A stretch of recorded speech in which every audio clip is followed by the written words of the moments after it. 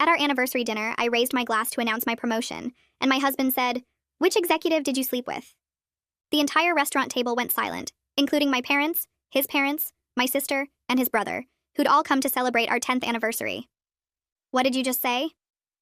I set down my champagne glass and stared at my husband, Daniel, who was smirking like he'd made a clever joke instead of accusing me of sleeping my way to a promotion in front of our families. "Come on, we're all thinking it. You went from senior analyst to VP in 2 years. That doesn't happen unless someone's getting special treatment." He took a sip of his wine casually. "I'm guessing it was Robert since he's getting divorced and you had all those late meetings with him." My mother gasped. "Daniel, that's a horrible thing to say." He shrugged and looked around the table. "Is it though? Let's be realistic. She's not that talented. Average college, average grades, average performance reviews until suddenly she's shooting up the ladder. Do the math." My father-in-law James shifted uncomfortably. "Son, maybe this isn't the time." But Daniel was warming up. "No, this is the perfect time. Everyone's here. They should know what kind of woman she really is." He pulled out his phone. "I've been tracking her promotions, and every single one happened after she spent significant alone time with male supervisors. First was Kevin in accounting. Remember him, honey? You worked on that audit together for 3 months, then boom, promotion." He showed a spreadsheet to the table. "Then Gregory in operations. Another 3-month project, another promotion. Now Robert, and look, she's a VP. The pattern is obvious." My sister Julia stood up. "You're disgusting. She earned those promotions." Daniel laughed. "Earned? She can barely use Excel properly. I have to help her with basic formulas. You think someone who needs help with spreadsheets becomes VP of strategic planning on merit?" He turned to his brother. "Corbin, remember when she asked us what EBITDA meant at that barbecue? This woman didn't know basic business terms, but somehow she's running a strategy." Corbin looked away, embarrassed. "That was 4 years ago, Daniel. People learn." Daniel snorted. "Not that much, not that fast, unless they're learning in hotel rooms." He pulled up another document on his phone. "Look at this." Every one of her business trips coincided with Robert's travel schedule. Miami in March, Denver in May, Chicago in July.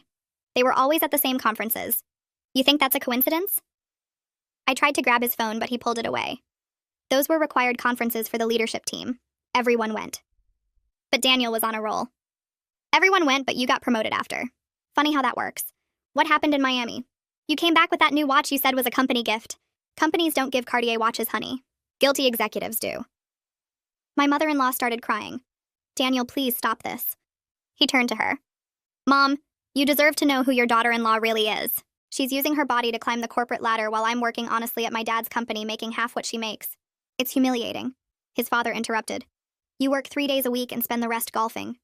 Daniel's face went red. "That's different. I'm networking. She's doing something else entirely." He stood up and addressed the whole restaurant, which was now watching. "Everyone should know that my wife, who couldn't even get into business school on her first try, is now a VP at a Fortune 500 company. Does that make sense to anyone?" A woman at the next table spoke up. "Maybe she's just good at her job?" Daniel laughed bitterly. "Good at her job? She brought home a presentation last week with spelling errors. Spelling errors. And she's supposedly strategic planning for a billion-dollar company? Please. The only thing she's good at planning is which executive to target next." He turned back to me. "So which one was it? Robert? Or maybe all 3? Is that how you went from 60,000 to 200,000 in 5 years?" My sister pulled out her phone. "Actually, Daniel, I have something interesting here." She showed the screen to everyone. "This is from your company's website. It shows you as a junior sales associate. The same position you've had for 8 years.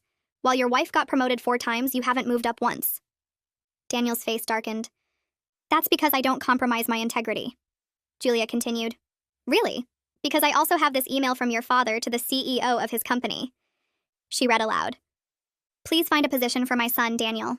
He's been struggling to meet basic targets, but we can't fire him for obvious reasons." The table went silent. Daniel's father grabbed the phone. "Where did you get this?" Julia smiled. "Daniel has the lowest sales numbers in the company, but the highest salary for his position. Nepotism at its finest." She turned to me. "Meanwhile, my sister graduated summa cum laude from her MBA program, which she completed while working full-time. She published 3 papers on strategic market analysis that are still cited in academic journals. Her previous company tried to counteroffer with a 30% raise to keep her." Daniel's mother looked at him, shocked. "You said she barely graduated." Julia pulled up another document. "This email is from 8 years ago, right when Daniel started at the company. His father wrote to the CEO asking him to create a position for Daniel because he'd failed at 2 other sales jobs. Julia scrolled down on her phone, reading more details while everyone at the table leaned in to look. Daniel's first-year performance review shows he missed every single quarterly target. Second year, same thing. Third year, he actually lost 3 major accounts because he forgot to follow up with clients. She turned the phone toward Henrietta and James. Year 4, the regional manager recommended termination, but James overrode it. Year 5, another termination recommendation, blocked again. Years 6 and 7, Daniel was moved to smaller accounts where he couldn't do as much damage, but his sales numbers stayed at the bottom of the entire department. My mother-in-law's face crumpled as she looked at her husband. James, is this true? You told me Daniel was doing well at work. James kept staring at his plate, his hands gripping the edge of the table. I was trying to help him find his footing. He's my son. What father wouldn't help his son? Julia wasn't done yet. The email also mentions Daniel's salary. Want to know what he makes? She looked around the table. $95,000 a year. The average salary for junior sales associates at that company is $58,000. Daniel makes 40% more than his colleagues while producing 60% less in actual sales. Daniel lunged across the table trying to grab Julia's phone, his face turning a dark purple color that made the veins in his neck stand out. Give me that right now! Julia stepped back smoothly, holding the phone out of his reach while she kept reading. Oh, this is interesting. 3 separate times, the company tried to put Daniel on performance improvement plans, standard procedure when someone isn't meeting basic requirements. But each time, James personally intervened and had the plans canceled. She looked at Daniel with something close to pity. Your dad has been protecting you from getting fired for 8 years straight. You haven't earned a single thing at that company. Everything you have came from your father's name, not your work. Henrietta turned to James with tears streaming down her face. Tell me she's lying. Tell me our son earned his position. James finally looked up, his face gray and tired. I thought if I gave him enough time, he'd figure it out. He's smart. He just needed the right opportunity. His voice got quieter. But he never put in the effort. He'd show up late, leave early, spend half the day on his phone. I kept thinking next quarter would be different.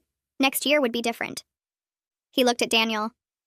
I've been trying to help you succeed, but you haven't wanted to work for it. Daniel shoved his chair back so hard it fell over, the crash making people at nearby tables jump. This is garbage! You're all ganging up on me because you can't handle the truth about her. He pointed at me, his fingers shaking. Julia obviously made all this up to make me look bad. She probably hacked into the company server or something. This is a conspiracy to protect my cheating wife. The restaurant had gone completely silent now, every single person watching our table. A woman 2 tables over had her phone up, clearly recording everything. A man near the bar whispered something to his date while staring at us.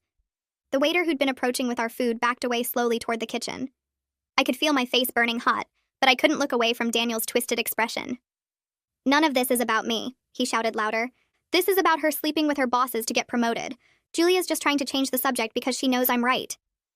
A man in a suit at the bar called out. Dude, your sister just showed everyone the actual emails. That's not made up. Daniel whirled toward him. Mind your own business. This is a family matter. The restaurant manager appeared next to our table, a thin man with glasses who looked deeply uncomfortable. Sir, I'm going to have to ask you to lower your voice. You're disturbing the other guests. He glanced around at the watching crowd. Perhaps you could take this discussion outside? Daniel ignored him completely. The emails prove nothing. My father was just being supportive. That's what good parents do. Unlike her parents, who probably pushed her into sleeping around to make up for her average abilities. My mother gasped and grabbed my father's arm. Julia held up her phone again.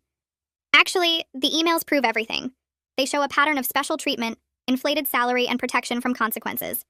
That's called nepotism, Daniel. It means you got everything handed to you while criticizing your wife for actually earning her success. My hands were shaking so badly I had to grip the edge of the table to steady them, but I finally found my voice. I never cheated on you. Not once. Not ever. My voice came out steadier than I expected, cutting through the noise. Every single promotion I earned came from years of hard work and proven results.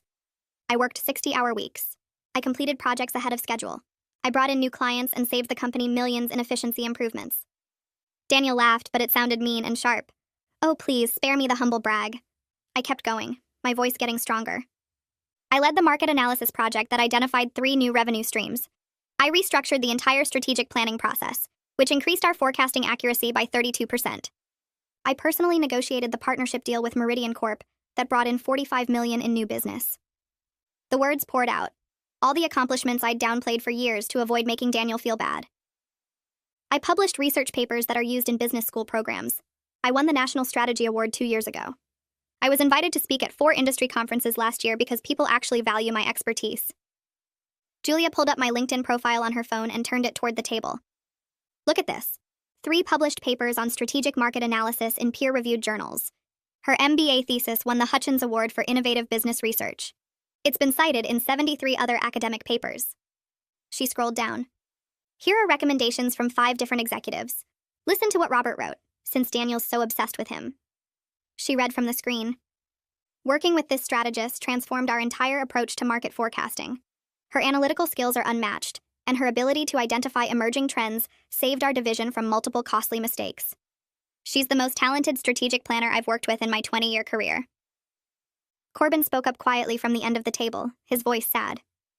Daniel, sit down. You're making this worse. He looked at his father. I've known for years that Dad was covering for you at work. Everyone in the family knew except Mom. He turned to me. I'm sorry. I should have said something a long time ago. You didn't deserve any of this. Daniel's face went even darker. You too? My own brother's turning against me? But Corbin just shook his head. I'm not against you. I just think you need to hear the truth. You've been coasting on Dad's name while resenting your wife for actually working hard. That's not fair to anyone, especially not to her.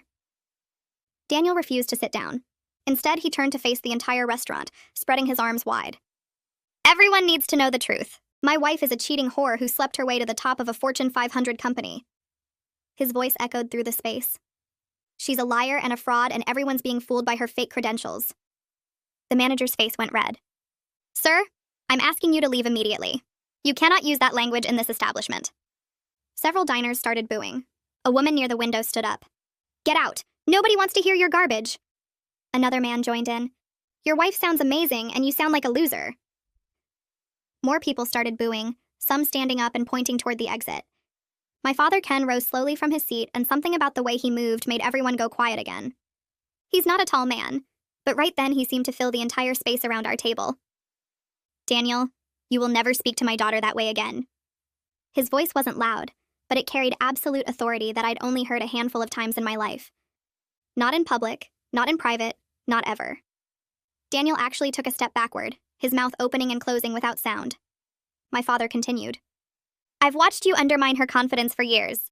I've seen you diminish her accomplishments and make her feel small for being successful.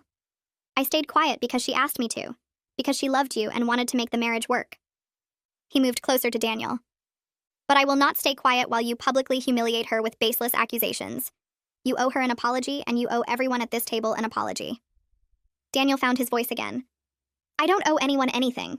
She's the one who destroyed our marriage by sleeping around. The manager signaled to someone near the host stand. I'm calling the police if you don't leave right now. I grabbed my purse and pushed back from the table, my chair scraping against the floor loud enough to make nearby diners turn. The weight of every stare in the restaurant pressed against my back, but I kept my chin up and my eyes forward. I refused to give Daniel the satisfaction of seeing me fall apart in front of everyone. My hands shook as I slung my purse over my shoulder, but I willed my legs to move steadily toward the exit. Julia appeared at my side instantly, her hand firm on my elbow, guiding me through the maze of tables while my parents scrambled to gather their coats. Behind us, I heard Daniel's voice rising again, something about how I was running away because I knew he was right, but the manager's sharp response cut him off. The cool night air hit my face as we pushed through the restaurant doors, and I kept walking, kept my spine straight, kept my breathing measured even though my chest felt like it was caving in. I made it all the way to the parking lot before my knees buckled. My mother caught me as I collapsed against the side of Julia's car, her arms wrapping around me while 10 years of holding everything together finally shattered. The sobs came in huge, gasping waves that I couldn't control, couldn't stop, couldn't hide anymore. My mother's coat smelled like her perfume, and I buried my face in it like I was 6 years old again. Julia stood guard a few feet away, her phone pressed to her ear, her voice crisp and professional as she explained to someone that she needed an emergency appointment for her sister tomorrow morning. First thing, it couldn't wait. My father paced near the parking lot entrance, watching the restaurant doors like he expected Daniel to come after us. His jaw was clenched, so tight I could see the muscle jumping even from where I sat crumpled on the ground. Every few seconds, another sob would tear through me, and my mother would hold tighter, rocking me slightly, whispering that it was okay, that I was safe now, that everything would be okay, even though we both knew nothing was okay. My father finally stopped pacing and crouched down next to me, his hand gentle on my shoulder. He asked where I was staying tonight because I clearly couldn't go home to Daniel, his voice careful like he was talking to someone in shock. The question cut through my crying because I realized I hadn't thought that far ahead. I'd been so focused on just getting through the anniversary dinner, on announcing my promotion, on celebrating what should have been a happy milestone. The idea of going back to our house, to our bedroom, to the life I thought I had, made my stomach twist. I couldn't picture walking through that door knowing what Daniel really thought of me, knowing he'd spent years building this twisted narrative in his head while I worked late and traveled for conferences and earned every single promotion through actual merit.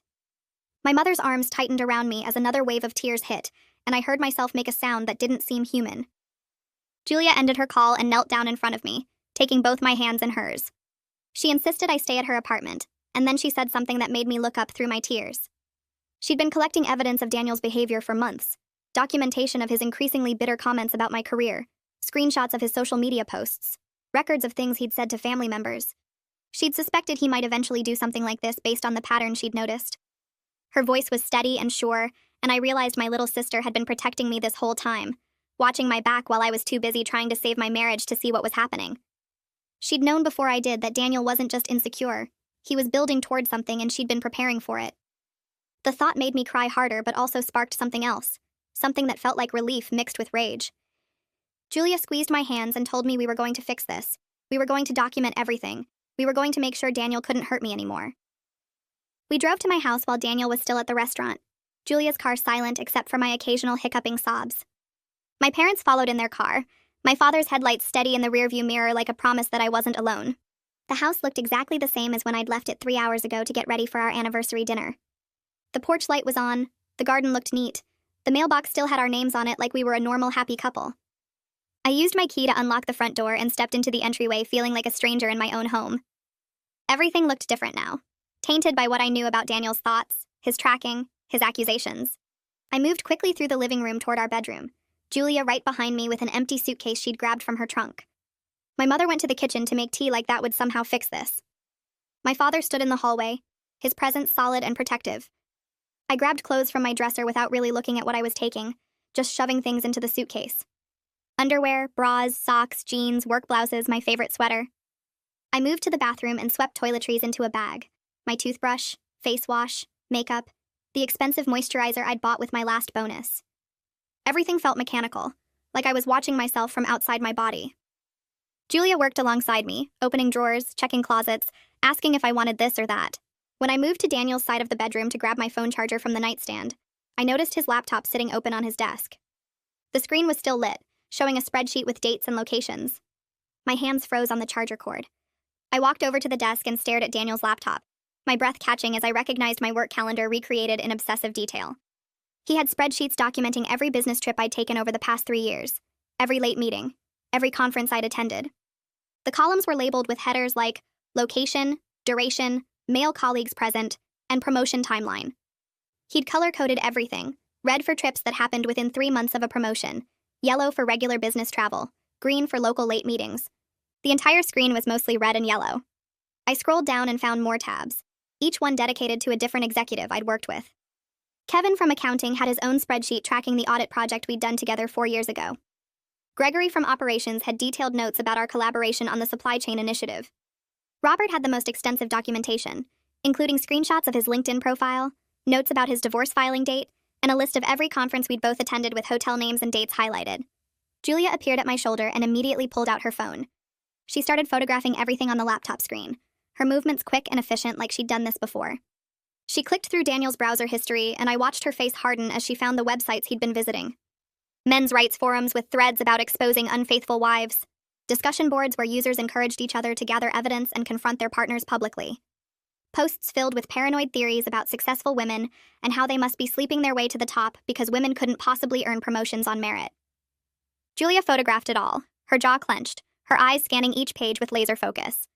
She found Daniel's posts under a username I didn't recognize, asking for advice on how to expose his wife's affairs at a family dinner, asking what kind of evidence would be most convincing, asking if he should confront her privately first or go straight to public humiliation. The responses urged him to make it public, to embarrass her in front of everyone, to destroy her reputation the way she'd supposedly destroyed their marriage. My phone started buzzing in my pocket, the vibration insistent against my hip. I pulled it out and saw texts from Henrietta flooding the screen. "I'm so sorry about Daniel's behavior. Please give him another chance. He's under so much stress at work. He didn't mean what he said. He loves you. We can work this out as a family. The messages kept coming, each one making excuses, each one asking me to forgive him, each one pretending that what happened at the restaurant was just a misunderstanding instead of a calculated public attack. I stared at the screen feeling nothing but exhaustion. My mother-in-law had watched her son accuse me of being a whore in front of dozens of people, and her response was to ask me to give him another chance because he was stressed. The phone buzzed again with another message and I turned it off completely, the screen going black in my hand. I finished packing with renewed focus, grabbing important documents from the file cabinet in our home office. My passport, birth certificate, social security card, bank statements, investment account information, copies of my employment contract and promotion letters. Julia reminded me to take anything with sentimental value because I might not want to come back here. I grabbed the photo album from my college graduation, the jewelry box my grandmother left me, the framed picture of my parents from their wedding. I left behind the wedding photos of Daniel and me, the vacation pictures from trips we'd taken, the anniversary gifts he'd given me over the years. Those belonged to a marriage that I now realized had been dying for a long time, killed slowly by his resentment and insecurity while I was too busy working to notice. We loaded everything into Julia's car, and I took one last look at the house before climbing into the passenger seat. My father squeezed my shoulder through the car window and promised he'd check on the house tomorrow, make sure Daniel didn't do anything stupid when he came home and found my things gone. At Julia's apartment, I collapsed onto her couch while she made coffee and pulled out a thick folder from her desk drawer. She sat down next to me and opened the folder, revealing months of evidence she'd been compiling. Emails from Daniel's coworkers at his father's company complaining about his lack of effort, about missed deadlines and lost clients. Performance reviews showing declining results year after year, with notes from managers recommending performance improvement plans that were never implemented because of James's interference. Records of client complaints Daniel had mishandled, including one major account that had threatened to leave because Daniel never returned their calls or followed up on their requests. Julia had screenshots of Daniel's social media posts from the past 2 years, a timeline of his increasingly bitter comments about successful women, about affirmative action, about how the corporate world was rigged against men. She'd documented every snide remark he'd made at family gatherings about my career, every time he'd diminished my accomplishments or suggested I'd gotten lucky instead of earned my success. The evidence was overwhelming and damning, and I realized my sister had been watching this train wreck unfold while trying to protect me, gathering ammunition for a fight she knew was coming even when I was still pretending everything was fine. I slept better at Julia's apartment than I had in months, maybe years. Sunday morning, she made coffee and we sat at her kitchen table planning the next steps. She'd already emailed the attorney to confirm my appointment for Monday at 9. I spent the day organizing documents, printing bank statements, pulling together tax returns from the past 5 years. Every piece of paper felt like armor I was building against whatever Daniel might try next. My phone buzzed constantly with messages from Henrietta begging me to reconsider, from Daniel's number that I'd already blocked, from my mother checking if I needed anything. I turned the phone face down and focused on the spreadsheets Julia helped me create showing our joint assets, my individual retirement accounts, the investment portfolio I'd built from my bonuses. Monday morning arrived cold and gray. I dressed in my best suit, the navy one I wore for important presentations, and Julia drove me downtown to the law offices. The building was all glass and steel, the kind of place that charged by the minute. I sat in the waiting room flipping through a magazine without seeing any of the words until the receptionist called my name. The attorney's office was smaller than I expected, lined with law books and framed degrees. She stood up when I entered, a woman maybe 10 years older than me with short gray hair and sharp eyes behind black-rimmed glasses. She shook my hand firmly and gestured to the leather chair across from her desk. I sat down and placed my folder of documents on my lap, suddenly aware of how fast my heart was beating. She opened a yellow legal pad and uncapped a pen. She asked me to start from the beginning, so I told her about the anniversary dinner, about Daniel's accusations in front of our families, about the spreadsheets he'd created tracking my work schedule. I showed her the photos Julia had taken of Daniel's laptop, the evidence of his forum posts, the pattern of obsessive monitoring. She took notes without interrupting, her expression neutral and professional. When I finished, she leaned back in her chair and tapped her pen against the pad. She explained that Daniel's public accusations could actually strengthen my position, especially with multiple witnesses who could testify he made false claims about my professional conduct. She asked if I wanted to pursue defamation charges alongside the divorce. The question hung in the air between us while I considered it. Part of me wanted to make Daniel pay for humiliating me, for trying to destroy my reputation with lies. But a bigger part just wanted to be free of him as quickly as possible. I shook my head and told her I just wanted a clean divorce, wanted to protect my career and move forward with my life. She nodded like she'd expected that answer and made another note on her pad. She asked about our financial situation and I handed over the folder I'd prepared. She flipped through the bank statements and investment records, pausing occasionally to ask questions about specific accounts or transactions. She warned me that Daniel might try to drain joint accounts out of spite, and I felt my stomach drop. I hadn't even thought of that possibility. She pulled out her phone and called her assistant, instructing them to prepare emergency paperwork to freeze our joint accounts until the divorce was finalized. She asked about my income compared to Daniel's, and I gave her the numbers. $200,000 versus his $90,000 from his father's company. She raised her eyebrows slightly but didn't comment, just wrote it down. She asked about our house, our cars, any major debts or loans. I answered each question while she filled pages of the legal pad with notes and figures. The weekend passed in a blur of paperwork and planning. Monday morning, I woke up at Julia's apartment with my stomach in knots. I got ready for work slowly, changing my outfit 3 times before settling on a simple black dress and blazer. Professional, but not trying too hard. I drove to the office dreading every minute, imagining whispers in the hallways, people staring at me in meetings. My assistant greeted me normally when I arrived, which felt like a small mercy. I'd barely set down my bag when she told me Dane wanted to see me right away. My heart sank. I walked to his office on the executive floor feeling like I might throw up, convinced Daniel's accusations had already poisoned my reputation. I knocked on his door and he called for me to enter. I stepped inside and he looked up from his computer with an expression I couldn't read. He gestured for me to sit and closed his laptop. He said Alexa from HR had contacted him over the weekend after hearing about the restaurant incident from a board member who'd been dining there. I felt my face go hot with embarrassment, but he held up a hand. He said the company wanted to offer me support and protect their investment in my career. The words took a moment to register. Support, not discipline or investigation. He explained that the executive team took reputation attacks seriously, especially false accusations about professional misconduct. He asked if I was okay and if there was anything I needed. I nodded, not trusting my voice yet. He said Alexa wanted to meet with me that afternoon if I was available. I managed to say yes, and he smiled, told me to take whatever time I needed to handle my personal situation. Alexa's office was on the 3rd floor, decorated with plants and family photos that made it feel less corporate than most HR spaces. She closed the door behind me and offered coffee, which I accepted just to have something to do with my hands. She sat across from me and explained that the company had strict policies against exactly what Daniel had accused me of, and they maintained detailed documentation of all promotion decisions specifically to defend against such claims. She asked if I wanted to file a formal complaint about his defamatory statements. I hesitated, still processing that my company was protecting me instead of investigating me. She explained they took these situations seriously because false accusations could damage both the employee and the company's reputation. I asked what filing a complaint would involve, and she outlined the process, the documentation they would need, the potential outcomes. I pulled out my phone and showed her the evidence I'd already gathered.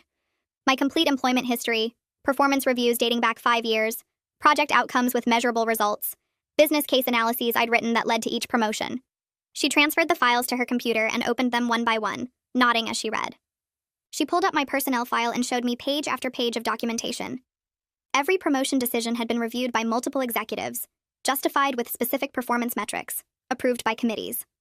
My file was spotless. She pointed out notes from various managers praising my strategic thinking, my analytical skills, my leadership during complex projects. She showed me the scoring rubrics used to evaluate candidates for advancement, where I'd consistently ranked at the top. Every piece of evidence contradicted Daniel's narrative completely. I left work feeling lighter than I had since the anniversary dinner. Julia ordered pizza for dinner and we ate it straight from the box while watching mindless television. Around 8 o'clock, someone knocked on the apartment door. Julia looked through the peephole and her expression hardened. She told me it was Daniel. My heart started racing and I moved away from the door. He knocked again, louder this time, and called my name through the door. Julia called out that I wasn't interested in talking and he needed to leave. He raised his voice, saying he just wanted 5 minutes to explain. Julia pulled out her phone and told him she was calling the police if he didn't leave immediately. He started yelling that I'd turned his whole family against him, that his father was threatening to fire him because of the embarrassment I'd caused. Julia dialed and put the phone on speaker. The dispatcher answered and she gave the address, said her sister's estranged husband was harassing them and refusing to leave. Daniel must have heard because the knocking stopped. I heard his footsteps retreating down the hallway, and then silence. Julia called the police, and I heard Daniel's footsteps fade down the hallway. After the dispatcher confirmed officers were on their way, we waited in silence until they knocked 20 minutes later. 2 officers took our statement about the harassment and documented everything, including the threatening texts Daniel had been sending since the anniversary dinner. They said they'd file a report and warned that if he returned, we should call immediately. I barely slept that night, jumping at every small noise from the hallway. The next morning, I contacted Rachel and told her about Daniel showing up at Julia's apartment. She asked me to forward all the threatening messages and said we needed to start building a case for a restraining order if this behavior continued. She also mentioned the divorce papers would be ready by Friday and asked where we should serve them. I suggested his office since he worked at his father's company, and there would be witnesses. Rachel agreed and said she'd arrange for a process server to deliver them during business hours when James would likely be present. My mother called around noon to check on me. She sounded worried and said Henrietta had been calling her repeatedly trying to arrange some kind of meeting between Daniel and me. My mother told her absolutely not, and that Daniel needed serious professional help for his paranoid behavior. She said Henrietta kept making excuses about stress and pressure, but my mother shut that down immediately. She told Henrietta that Daniel's public accusations were unforgivable, and that no amount of stress justified what he did at the restaurant. I thanked her for standing up for me, and we talked for almost an hour about next steps. She offered to help me find an apartment and said my father wanted to come over that weekend to make sure I had everything I needed. Over the next few days, I worked from Julia's apartment, setting up my laptop at her kitchen table and diving into a major strategy project for a potential company acquisition. My team scheduled video calls and never once mentioned the restaurant incident, though I knew they'd all heard about it by now. They were professional and supportive, focusing entirely on the work and treating me exactly the same as before. The project was complex and demanding, which actually helped because it gave me something to focus on besides the divorce. I spent 12-hour days analyzing market data, building financial models, and preparing presentations for the executive team. Dane sent me an encouraging email midweek saying my preliminary analysis was excellent and that the CEO was impressed with my initial findings. Friday afternoon, Rachel called to say the divorce papers had been served. The process server found Daniel at his office and handed him the documents while James was standing right there in the lobby. She said Daniel's face went white when he saw what they were, and that James took him into a private office immediately after. About 2 hours later, James called me directly. His voice was quiet, and he apologized for his son's behavior at the restaurant and everything that followed. He said he'd been enabling Daniel for too long and that the public accusations were inexcusable. He promised he wouldn't interfere with fair asset division, and said he'd already spoken to his own lawyer about staying neutral during the divorce proceedings. I thanked him for calling and told him I appreciated his honesty. He sighed and said he hoped Daniel would get help, but that he couldn't protect him from the consequences of his actions anymore. Daniel's response came Monday morning in the form of a legal counterclaim that Rachel forwarded to me. His lawyer had filed allegations of adultery and was demanding I forfeit my share of marital assets as the guilty party in the marriage breakdown. The document listed all the same accusations Daniel had made at the restaurant, citing my business trips and late meetings as evidence of affairs with multiple executives. Rachel called me after I'd had time to read through it, and she was actually laughing. She said Daniel's lawyer was either completely incompetent or hadn't listened to a word Daniel told him, because accusations like this required actual proof. She explained that Daniel had zero evidence because nothing had happened, and that filing baseless adultery claims could actually backfire on him during settlement negotiations. I gathered everything Rachel requested for our response. My work phone records showing every call I'd made and received for the past 3 years. Complete company email logs that IT pulled for me showing all my correspondence with colleagues, including the executives Daniel accused me of sleeping with. Security badge data from our office building that tracked exactly when I entered and left work each day, proving I was never at hotels or secret meetings during the times Daniel claimed.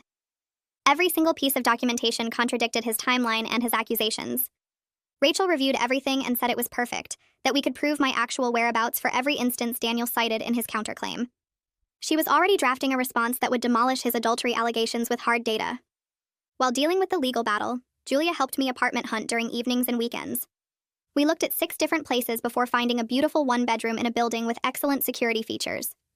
The apartment had a doorman, security cameras in all common areas, and required key card access to get past the lobby. The rent was higher than I'd planned, but I could afford it with my salary, and I needed the peace of mind. I signed the lease that same day and arranged to move in 2 weeks later. Julia came with me to buy basic furniture, and we spent a Saturday picking out a couch, bed frame, and kitchen table. It felt good to choose things that were completely mine, not shared with Daniel, or compromised to match his preferences. The following weekend, I went to the house I'd shared with Daniel to start packing my belongings. I brought Julia and my father with me for support, and in case Daniel tried anything. When we arrived, Daniel was standing in the driveway with his arms crossed. He said I wasn't taking anything because everything in the house belonged to him. My father told him to move aside, but Daniel blocked the front door. I pulled out my phone to call Rachel, and she conference called Daniel's lawyer right there on the spot. Within 15 minutes, she had a judge on the line who issued a temporary order allowing me to retrieve my personal property and half of all jointly purchased items. She emailed the order to Daniel's lawyer, who had to read it out loud to Daniel while we all stood there waiting. Daniel's face turned red, but he moved away from the door. We went inside, and I started in the bedroom, packing my clothes, jewelry, and personal items into boxes. Daniel followed me from room to room, making snide comments about how I was stealing from him. My father finally told him to either leave the house or shut up, and Daniel retreated to the garage. Julia helped me sort through the living room, and we divided furniture based on who had paid for what.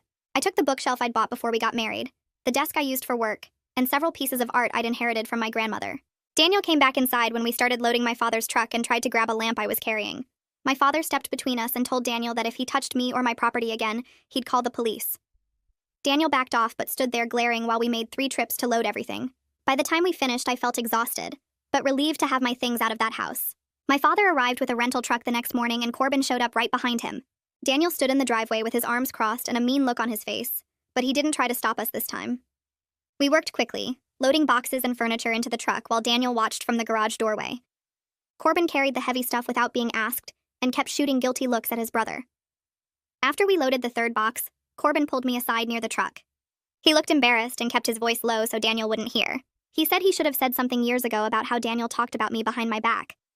He told me Daniel had always been jealous of anyone who did better than him, even back in high school when Corbin made varsity and Daniel didn't. He said he was glad I was getting out and that I deserved so much better than his brother ever gave me. I thanked him and we went back to loading boxes. By noon, the truck was full and my father drove it to my new apartment across town.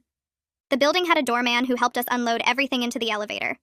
My apartment was on the 8th floor with big windows that let in tons of light.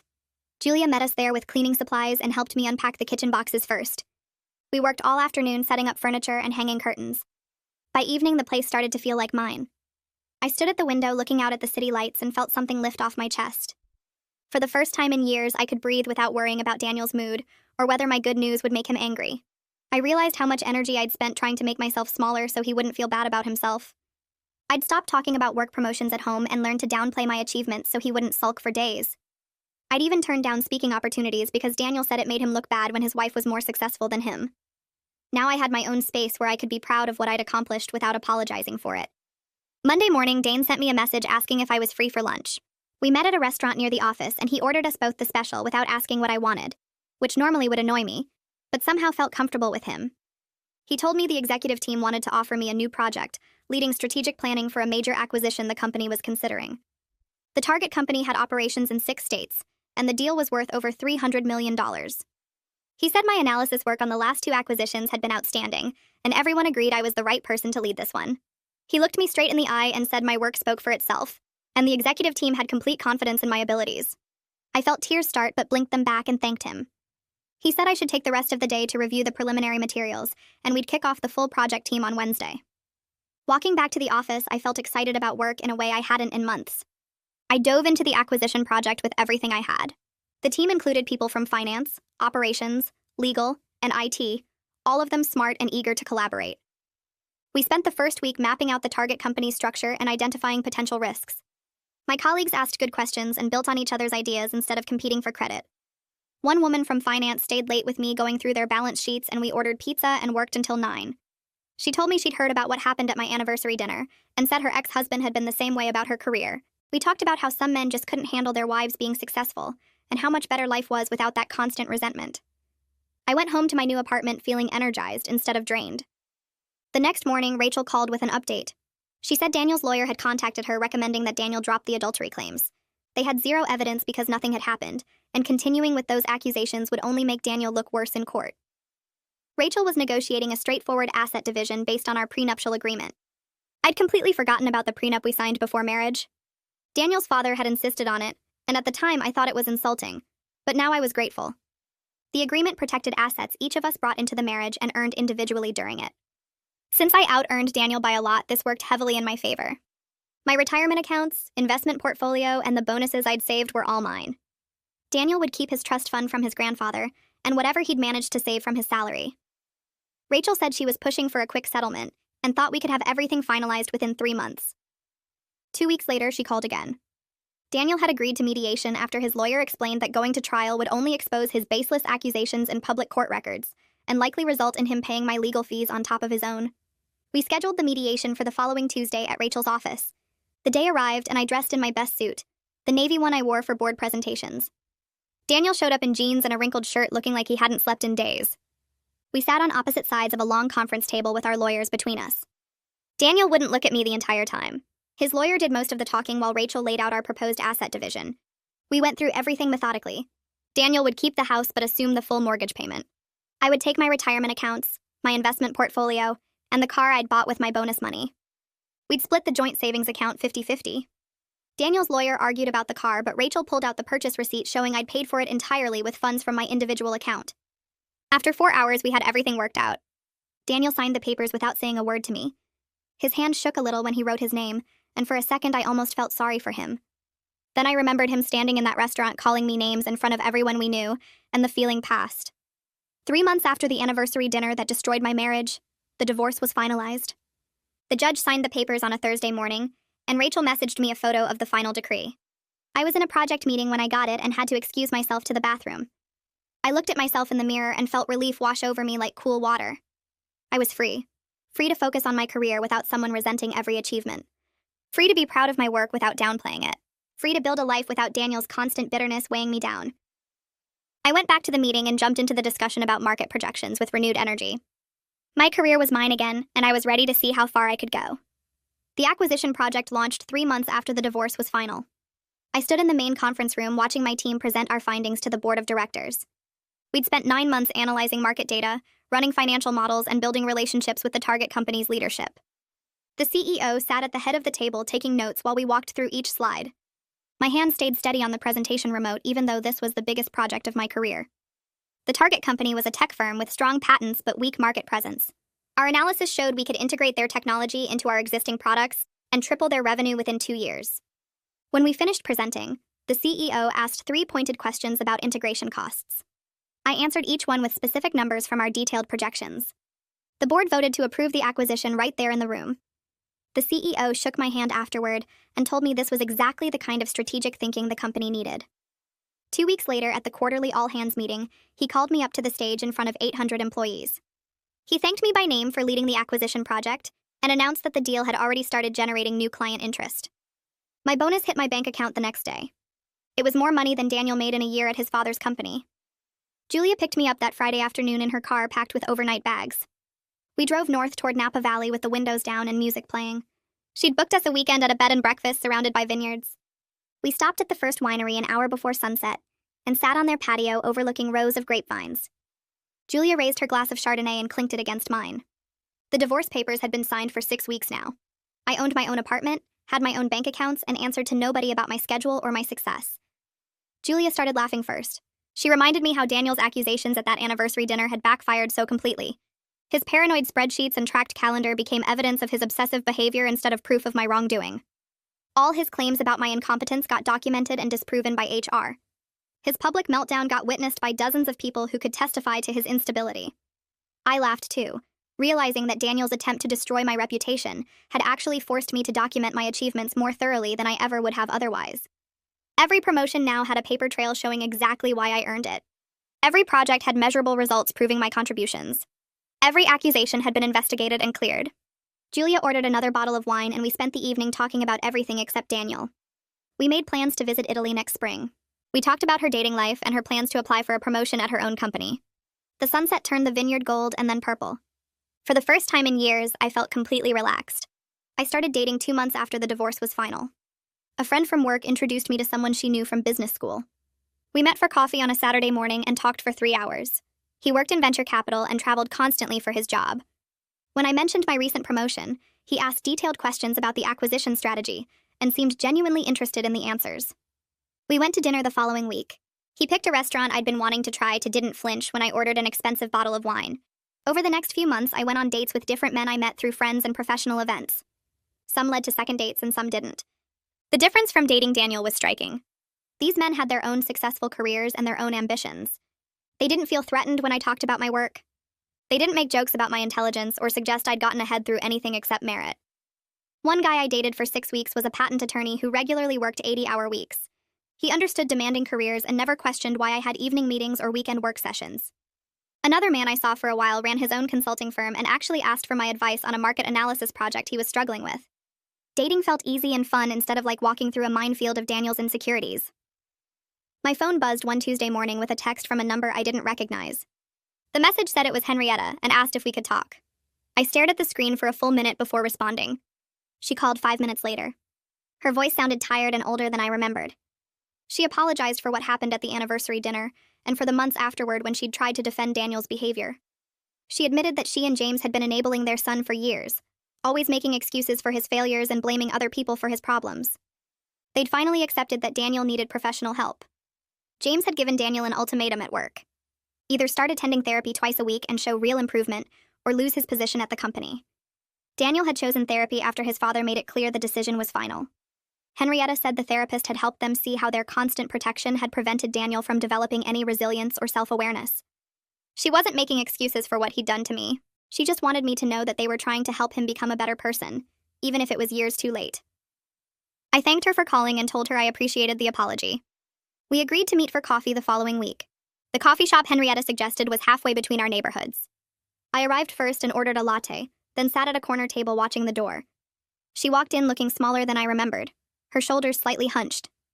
We hugged briefly and awkwardly. For the first 20 minutes, we talked about neutral things like her garden and my new apartment. Then she brought up Daniel again. She didn't ask me to forgive him or to reconsider the divorce. She just wanted me to understand that she felt terrible about how things had ended. I told her the truth. I didn't hate her. She'd been caught in an impossible situation that night at the restaurant, watching her son publicly humiliate his wife. But I also couldn't pretend we'd ever be close again. She was Daniel's mother first, and always would be. That meant there would always be a barrier between us. We couldn't have the kind of relationship where we called each other for advice or met for lunch regularly. But we could be polite and respectful if we ran into each other. She nodded and said she understood. We finished our coffee and hugged again before leaving. It felt like closing a door gently instead of slamming it.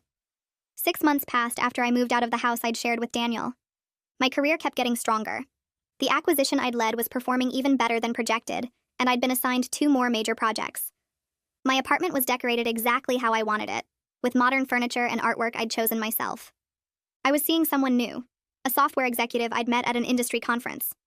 He traveled as much as I did and understood the demands of a high-pressure career. When I told him about a difficult negotiation I was handling, he listened carefully and asked smart questions. When I succeeded at something, he celebrated with me instead of finding ways to diminish it. He thought my ambition was attractive instead of threatening. We'd been dating for 3 months, and it felt easy in a way my marriage never had. No walking on eggshells about my success. No downplaying my achievements to protect someone's ego. No constant low-level anxiety about whether my next promotion would trigger another crisis. I could just be myself completely. My life had become exactly what I'd worked for, without anyone trying to tear it down. The company called an executive meeting for a Monday morning in late September. I walked into the conference room expecting another quarterly review. Instead, the CEO announced a major restructuring that would create a new senior vice president role overseeing strategic planning across multiple divisions. He looked directly at me and said they wanted to offer me the position. The promotion came with expanded responsibilities, a significant raise, and a seat in the senior leadership meetings where company direction got decided. I accepted immediately. Later that day, I sent a group text to my parents and Julia sharing the news. My phone started ringing within seconds. My mother called first, crying happy tears. Julia sent a string of celebration emojis. My father left a voicemail saying how proud he was. That evening, I went to dinner with the software executive I'd been dating. He ordered champagne without me asking and toasted to my success. Nobody questioned how I'd earned it. Nobody suggested I'd compromised anything to get ahead. Nobody made me feel like I needed to apologize for being good at my job. Everyone around me just celebrated. The professional conference was in Chicago in early November. I was scheduled to speak on a panel about strategic market analysis. I arrived at the convention center early to review my notes and ran straight into Daniel in the main lobby. He looked terrible. His suit was wrinkled and hung loose on his frame like he'd lost weight. Dark circles shadowed his eyes and his hair needed cutting. He stopped walking when he saw me. For a few seconds, we just stood there 3 feet apart while conference attendees streamed past us. He opened his mouth like he wanted to say something. I could see him forming words, probably an apology or an explanation. I gave him a brief nod, the kind you'd give any professional acquaintance, and walked past him toward the conference rooms. I didn't look back. There was nothing he could say that would matter now. That part of my life was finished. Julia called me 2 weeks later while I was working late at the office. She'd heard through Corbin that Daniel had been fired from James's company. Apparently, he'd shown up drunk to an important client meeting and made inappropriate comments to the client's wife. James had tried to help him for years, covering for missed deadlines and poor performance, sending him to therapy, giving him chance after chance to improve. But he finally had to prioritize the business over his son. The company couldn't afford to keep losing clients because of Daniel's behavior. Corbin said their father had actually cried when he made the decision to fire Daniel, but he'd had no choice. The business employed 40 people whose families depended on those jobs. Julia asked if I felt bad for Daniel. I thought about it for a minute. Part of me did feel sorry for him. He'd destroyed his marriage, his career, and his relationship with his family because he couldn't handle his own insecurity. But mostly, I just felt grateful. Grateful I'd gotten out when I did. Grateful I hadn't wasted more years trying to make him feel better about himself. Grateful I'd built a life where my success was celebrated instead of resented. Daniel's problems had never actually been about me. They'd always been about his refusal to work on himself, to face his own failures, to build something instead of tearing other people down. I'd spent 10 years trying to make myself smaller so he could feel bigger. Now I was done shrinking. I started dating someone I met through a professional networking event about 8 months after my divorce became final. His name was Nathan, and he worked as a financial consultant for a different Fortune 500 company. We met at a panel discussion about market trends and ended up talking for 2 hours after the event ended. He asked intelligent questions about my work and seemed genuinely interested in my strategic planning projects. When I mentioned my recent promotion to senior vice president, he congratulated me without any hint of jealousy or skepticism. Our first real date was dinner at a small Italian restaurant where we talked about our careers, our families, and what we wanted from life. He told me about building his consulting practice from the ground up and the satisfaction he got from helping companies solve complex financial problems. I shared my experience with the divorce and Daniel's accusations. Nathan listened carefully and said any man who felt threatened by his partner's success had serious insecurity issues that had nothing to do with the partner. We started seeing each other regularly after that. He had his own demanding career with frequent travel and long hours, but he never once complained when I worked late or had to fly out for business meetings. Instead, he'd text me good luck messages before important presentations and want to hear all about my projects when we got together. He celebrated my wins like they were his own and offered thoughtful advice when I faced challenges at work. We were equals in every possible way. Both ambitious, both driven, both respectful of each other's professional commitments. The difference between being with Nathan and being with Daniel was like night and day. With Daniel, I'd always felt like I needed to downplay my achievements to protect his ego. With Nathan, I could be completely myself without apology. About a year after the divorce finalized, I received an email from the organizers of a major industry conference asking if I'd be interested in speaking on a panel about women in leadership. They'd heard about my career trajectory and thought my perspective would be valuable for other women facing similar challenges in male-dominated industries. I agreed immediately. The conference was held at a huge convention center downtown, with thousands of attendees from companies across the country. My panel was scheduled for the second day in one of the larger ballroom spaces. I sat with 3 other female executives as we discussed our experiences climbing corporate ladders, facing discrimination, and dealing with colleagues who questioned our qualifications.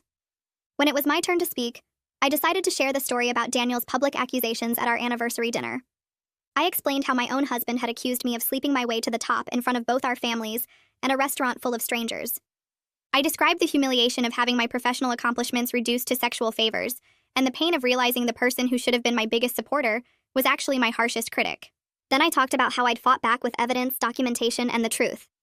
I shared how my sister had prepared proof of my actual achievements and exposed Daniel's nepotism and poor performance.